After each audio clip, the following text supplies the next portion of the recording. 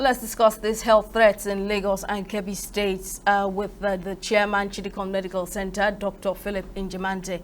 It's a pleasure to have you on, Doctor. Now, parents of students of King's College, Lagos, have blamed the school authorities for not swinging into action promptly in the face of the outbreak, even after the death of a 12-year-old boy, and now 14 persons have shown symptoms. What should be the authorities' next action?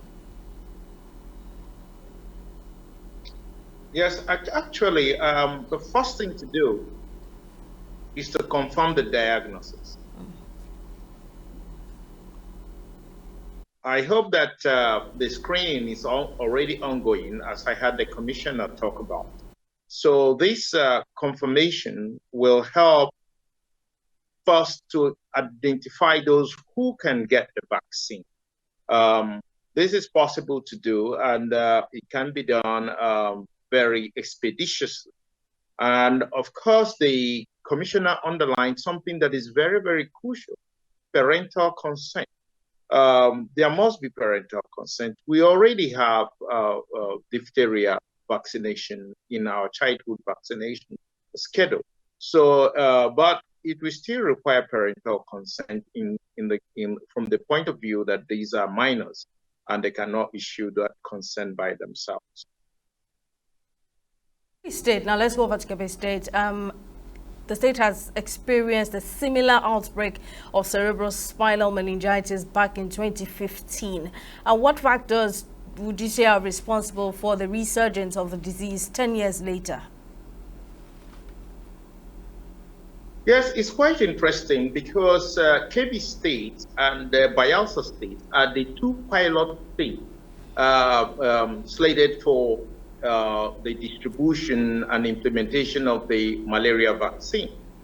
On 24th of January 2024, I wrote a comprehensive letter to the Nigerian Senate outlining that the fact that you want to implement for this first set of trials the malaria vaccine, that we must have that there are safety concerns. Though this was evident from vaccine, which was sponsored by Glasgow, Smithkline Beecham, and the Bill and Melinda Gates Foundation, that this had a potential of increasing by tenfold the incidence of cerebral meningitis.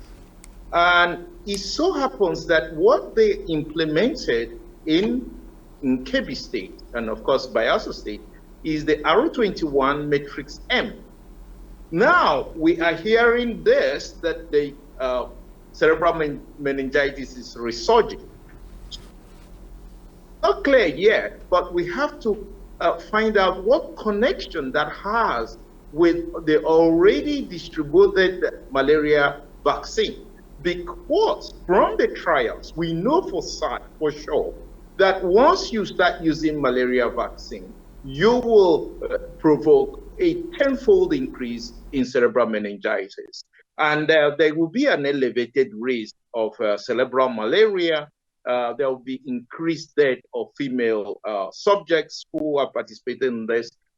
So really, we have to be careful here, as we have underscored, that the implementation of cerebral malaria vaccine, whether it has any links with the resurgence of cerebral meningitis, and should we even remotely suspect this implementation of the malaria vaccine must be halted immediately across the whole country, and if not across Africa, because this is a potential threat. We live in Kebbi State is a meningitis belt.